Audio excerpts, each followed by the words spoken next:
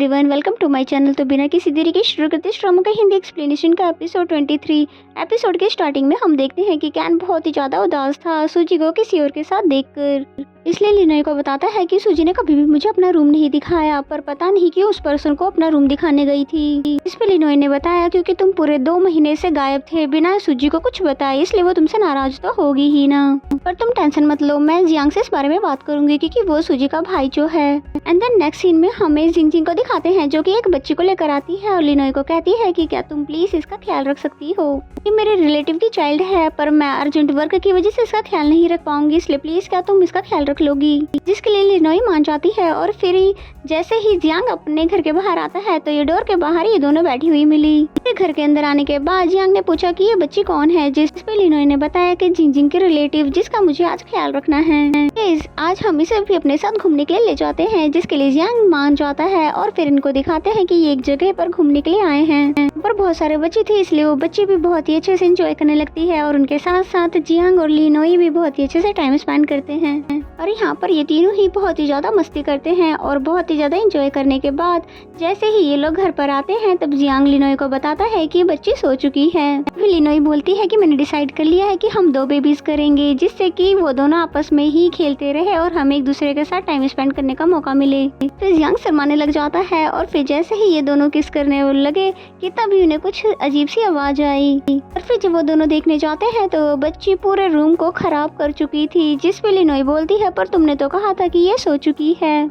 जिस पे जियांग ने बोला कि तब तो वो सो चुकी थी, लेकिन ये कब उठ गई है इसके बारे में तो मुझे पता नहीं। एंड देन नेक्स्ट सीन हमें नेक्स्ट मॉर्निंग का दिखाया जाता है, जहाँ पर जियांग और लिनोय बहुत ही ज्यादा थक चुके थे पूरी रात उठकर बेबी का केयर करके। और तभी जिंगजिंग पूछने लग जाती है कि कैसा लगा तुम्हें बेबी की केयर करके।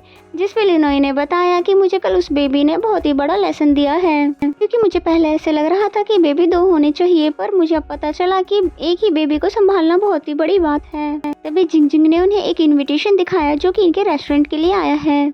और ये वही इनविटेशन है जो कि सभी शेफ के लिए आया था, जिसके बारे में ग्रैंडफादर कैन से डिस्कस कर रहे थे। और ये पार्टी उन्हीं के घर पर होनी थी, जिसमें रिक्वेस्ट किया गया था कि उस पार्टी का खाना लिनोय और जियांग ही बनाए। ये सुनकर ये दोनों बहुत ज्यादा हैरान हो जाते हैं। एंड देन नेक्स्ट सीन हमें नेक्स्ट डे का दिखाया जाता है, जहाँ पर ये पार्टी के लिए जा रहे थे और यहाँ पर जियांग बार बार लिनोय की केयर कर रहा था, बहुत ही प्यार से उसके फोरहेड पे किस भी कर रहा था। तो ये देखकर जिंगजिंग अपनी आईज बंद कर लेती है, यानी कि ग्लासेस डाल लेती है, क्योंकि वो भी समझ चुकी है कि ये दोनों अब रिलेशनशिप में हैं, इसलिए वो इन दोनों के लिए बहुत ही ज्यादा खुश होने लग जाती है। एंड देन नेक्स्ट सीन में हमें ग्रैंडफादर के घर को दिखाया जाता है और यहाँ पर जियांग बहुत सालों के बाद आया है कि तभी यहाँ पर जियांग आता है और इनका वेलकम करने लगता है। फिर इनको अपने साथ ले जाता है, इनको कुकिंग एरिया दिखाने के लिए। और फिर जब वो यहाँ से चला जाता है तो सूजी यहाँ पर आती है और वो ये देखकर बहुत ज्यादा खुश होती है कि उसका भाई बहुत टाइम बाद इस घर में वापस आया है। और फिर तभी जियांग ने सूजी से कैन के बारे में पूछना शुरू कर दिया कि तुम उससे बात क्यों नहीं करती हो अब। लेकिन सूजी बात को टाल देती है और तभी उसकी नजर पड़ती है कैन पर, जो कि अपनी सिस्टर के साथ आ रहा था,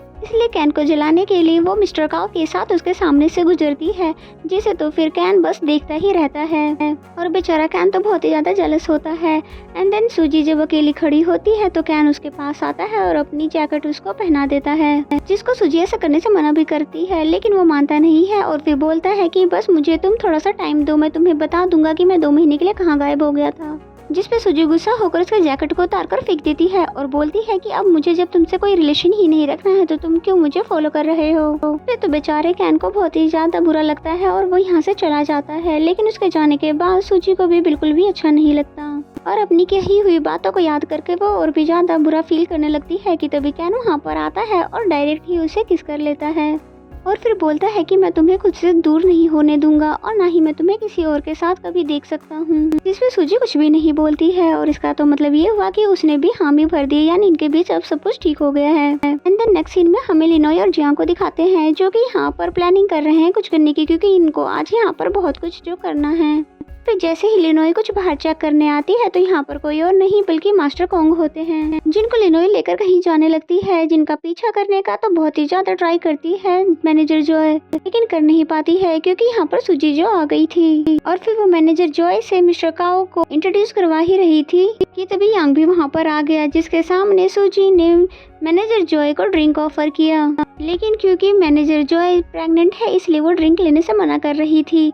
साथ ही यांग के एक्सप्रेशन से हमें ये भी पता चल रहा है कि अब उसे भी शक हो गया है कि मैनेजर जॉय प्रेग्नेंट है। फिर बहुत ही ज्यादा फोर्स करने के बाद जैसे ही मैनेजर जॉय ड्रिंक लेने ही वाली थी कि तभी सूजी उसे देती नहीं बल्कि वहां से चली जाती है। इससे हमें ये पता चलता है कि सूजी को भी मैनेजर जॉय की प्रेगनेंसी के बारे में पता है। और फिर तभी यांग मैनेजर जॉय को कहता है कि तुम यहाँ पर क्या कर रही हो, तुम्हें तो बल्कि पार्टी में होना चाहिए था जिससे कि तुम सभी पर नजर रख सको। एंड देन हमें पार्टी का सीन दिखाया जाता है जहाँ पर एक्चुअली पार्टी स्टार्ट हो चुकी है। यहाँ पर सभी गेस्ट आ चुके थे और यहाँ का होस्ट आज कोई और नहीं बल्कि कैन था, जिसने सभी से कहा कि आज मैं आप सभी को एक अनफेयर स्टोरी सुनाना चाहता हूँ। फिर तभी जियांग और यांग के फादर की स्टोरी सुनाने लगा कि कैसे कैसे जियांग के फादर कंपटीशन हारे ही नहीं थे बल्कि उन्होंने तो मिस्टर कॉन्ग के साथ कभी कोई कंपटीशन किया ही नहीं था, लेकिन फिर भी उनको घर से निकाल दिया गया। और जो पर्सन उनसे हारा था बल्कि वो तो उनके छोटे बेटे शान थे, जिनको ग्रैंडफादर ने बचा लिया। तो ये सुनकर सभी लोग हैरान हो जाते हैं, जबकि ग्रैंडफादर तो घबराने लग जाते हैं कि इसको आखिर हमारे फैमिली के सीक्रेट के बारे में पता कैसे चला और ये सब ये यहाँ पर क्यों बता रहा है।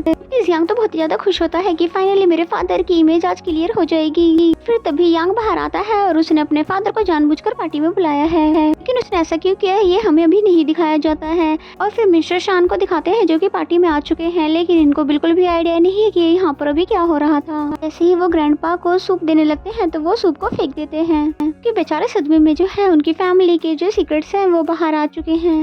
एंड देन एंट्री होती है मास्टर कॉन्ग की, जिन्हें देखकर सभी हैरान हो जाते हैं कि इतने सालों के बाद ये यहाँ पर कैसे आ गए हैं। इसके बाद तो मिस्टर कॉन्ग ने भी पूरा A to Z उनकी पूरी हिस्ट्री बता दिया, किस तरह से ग्रैंडफादर ने उसे पैसे दिए थे मीडिया में झूठ बोलने के लिए और किस तरह से ये ग्रैंडफादर की वजह से बर्बाद हो चुके हैं और किस तरह से जियांग के फादर ने क्या क्या नहीं फेस किया। मास्टर कॉन्ग की बातें सुनकर मिस्टर शान लड़ने लग जाते हैं कि तुम भला ये क्या बकवास कर रहे हो। कि तभी ग्रैंडफादर ने अपनी ओवर एक्टिंग शुरू कर दी, यानी कि सबको इस तरह से दिखा रहे थे जैसे कि इनको इसके बारे में तो कुछ भी नहीं पता है, बल्कि उनके बेटे शान ने ही ये सब किया है उनके नाम को यूज करके। और फिर तभी जियांग के पास जाकर उसको सॉरी करने लग जाते हैं कि सॉरी बेटा, तुम्हारे फादर को इतना कुछ झेलना पड़ा, मुझे सच में इस सब के बारे में कुछ भी नहीं पता था। जिस पे तो जियांग गुस्से में उनका हाथ पहले झटक देता है, फिर बोलने लगता है कि ये सब बातें आप झूठ बोल रहे हो और आप अपनी गलती को मान क्यों नहीं रहे हो, कि आज भी आपकी इमेज आपके लिए सबसे ज्यादा इम्पोर्टेंट है। इसके बाद जियांग गुस्से में मिस्टर शान के पास आता है और बोलता है कि तो आप अपनी गलती को एक्सेप्ट कर लियो और ये भी कि आपने ही मेरे डैड के हाथ काटे थे। ये बात सुनकर सभी लोग हैरान हो जाते हैं, यहाँ तक कि सूजी भी। और फिर उसके पास आकर बोलती है मैंने तो सुना था कि डैड ने अपने हाथों को खुद ही हार्म किया था। जिसके बाद जियांग ने पूरा इंसिडेंट बताया उस दिन का, जब उसने अपनी आंखों से अपने फादर के हाथ को मिस्टर शान के हाथों कटते हुए देखा था।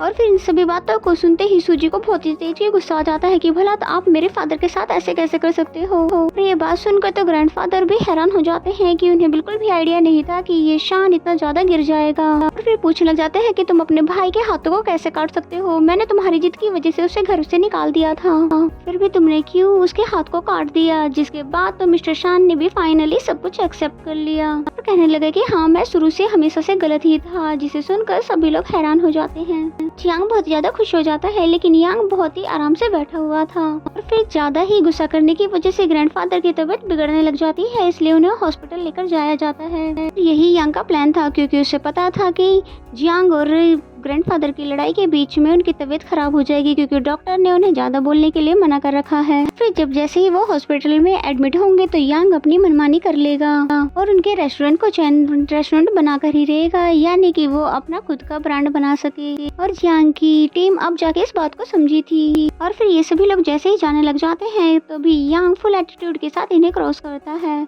क्योंकि वो अपने फादर की तरह अब वो जियांग से लड़ने वाला है। एंड देन नेक्स्ट सीन में हमें सूजी को दिखाते हैं, जो कि कैन से बहुत ही ज्यादा नाराज थी कि यांग के फादर ने मेरे फादर के साथ इतना कुछ किया है, ये बात तुम्हें पता थी, लेकिन तुमने मुझसे ये सब बातें छुपाई क्यों। फिर कैन बहुत ही ज्यादा सॉरी बोलता भी है, लेकिन सूजी बिल्कुल भी नहीं मानती और गुस्से में यहाँ से चली जाती है। एंड देन नेक्स्ट सीन में हम देखते हैं कि न्यूज में जियांग की फैमिली के बारे में सब कुछ बताया गया था, जो कुछ भी पार्टी में हुआ था। और ये भी बताया जाता है कि अब उसकी फैमिली का हेड सिर्फ मिस्टर यांग है, जो कि अपने रेस्टोरेंट को अब चैन रेस्टोरेंट बनाएगा। और फिर इस चेन सिस्टम में सभी रेस्टोरेंट को भी ऐड कर लेगा।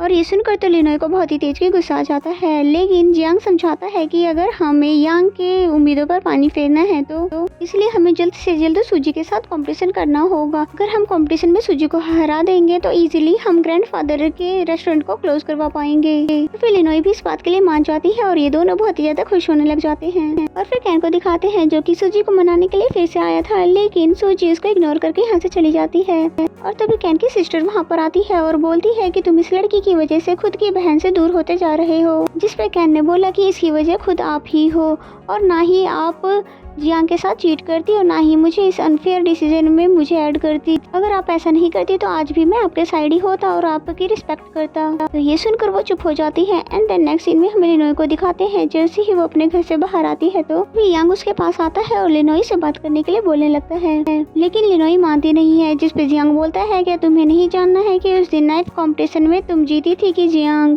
तो ये सुनते ही उसकी पूरी बात जानने के लिए वो उसके कार में बैठ जाती है। और फिर जैसे यांग की कार यहाँ से जाती है कि तभी यहाँ पर जियांग भी अपनी कार लेकर आ जाता है, जो कि इन दोनों को जाते हुए देख चुका था। और फिर जैसे जियांग लिनोय को कॉल करके पूछता है कि तुम कहाँ पर हो, जिसपे वो झूठ बोल देती है कि मैं अपने फादर को लेकर हॉस्पिटल आई हुई हूँ। एंड देन नेक्स्ट सीन हमें रेस्टोरेंट का दिखाया जाता है, जहाँ पर यांग ने फाइनली बता दिया था कि उस दिन कंपटीशन में तुम नहीं बल्कि जियांग जीता था, लेकिन सिर्फ मेरे कहने पर तुम्हें विनर अनाउंस किया गया था क्योंकि मैंने तुम्हारे फ्रेंड कैन की सिस्टर को खरीद रखा था। तो ये जानने के बाद लिनोय बहुत बुरी तरह से हैरान हो जाती है। और फिर यांग ने बताया कि मुझे लगता है कि जियांग को भी इस बारे में पता था कि विनर वो था, लेकिन पता नहीं क्यों सच जानने के बाद भी वो चुप है और उसने तुम्हारा रेस्टोरेंट पता नहीं क्यों ज्वाइन किया। कहीं उसका इरादा तुम्हें चीट करने का तो नहीं है। तो ये सुनकर लिनोय जियांग का स्टैंड लेने लग जाती है और कहती है कि वो तुम्हारी तरह घटिया इंसान नहीं है कि जो ऐसी हरकतें करे, और मुझे जियांग पर पूरा भरोसा है कि वो तुम्हारी तरह या तुम्हारे डैड की तरह या तुम्हारे ग्रैंडफादर की तरह कुछ भी अनफेयर नहीं करेगा। और मुझे ये बात अच्छे से पता है कि तुम मुझे भी खरीदने की कोशिश कर रहे हो ताकि कि हम तुम्हारे रेस्टोरेंट के साथ नाइफ कंपटीशन ना कर सके। लेकिन मेरी हमेशा एक बात याद रखना कि मैं तुम्हारे ड्रीम को कभी भी पूरा नहीं होने दूंगी, और जो जियांग के साथ बचपन से लेके अभी तक उसके साथ बुरा किया गया है उन सभी चीजों का मैं बदला लूंगी। ये बातें सुनकर यांग उसको बहुत ही बुरी तरह से गुस्से में देखने लग जाता है, जिसके बाद लिनोय यहाँ से जाने लगी कि तभी ऊपर से जियांग ने उसे आवाज दिया। तो उसे देख कर लिनोय बहुत ज्यादा खुश हो जाती है और भागते हुए जाती है और फिर उसको हक कर लेती है। और फिर जियांग कहता है कि मुझे बहुत ही ज्यादा प्राउड है तुम पे कि तुमने यांग की बातें नहीं मानी बल्कि मेरी साइड ली। तो ये सुनकर वो बहुत ज्यादा खुश हो जाती है। एंड देन नेक्स्ट सीन में हमें सूजी को दिखाते हैं, जो कि ग्रैंडफादर से मिलने के लिए हॉस्पिटल में आई हुई थी क्योंकि उनकी कंडीशन बहुत ही ज्यादा सीरियस थी। और फिर सूजी कहती है जिस बेटे के लिए आपने मेरे डैड को चीट किया था, देखो आज वो आपके साथ बिल्कुल भी नहीं है और नहीं आपका ग्रैंड सन यांग यहाँ पर आपसे मिलने आया। सच बताओ तो मैं आपको माफ करने वाली थी, लेकिन अब ये सच जानने के बाद कि आप सभी ने मिलकर मेरे डैड को कितना ज्यादा बुली किया है, इतना ज्यादा बुरा किया कि आपने उनके हाथ तक भी कटवा दिए ताकि वो कभी कुकिंग ही ना कर पाए। इसलिए आपकी सजा तो यही है कि मैं भी आपके पास ना रहूं, इसलिए मैं भी आपको छोड़कर यहाँ से जा रही हूँ। और ये कहकर वो चली जाती है, जिसके बाद तो उनको भी अपने किए हुए पे बहुत ज्यादा पछतावा होता है कि उनको अपने दूसरे बेटे के साथ इतना बुरा नहीं करना चाहिए था। और इसी सीन के साथ ये एपिसोड यहीं पे खत्म हो जाता है। तो मेरा एक्सप्लेनेशन अगर आपको अच्छा लगता है तो वीडियो को लाइक करें, चैनल को अभी तक सब्सक्राइब नहीं किया तो सब्सक्राइब कर लें। तो मिलते हैं नेक्स्ट एपिसोड में, तब तक के लिए bye bye and take care.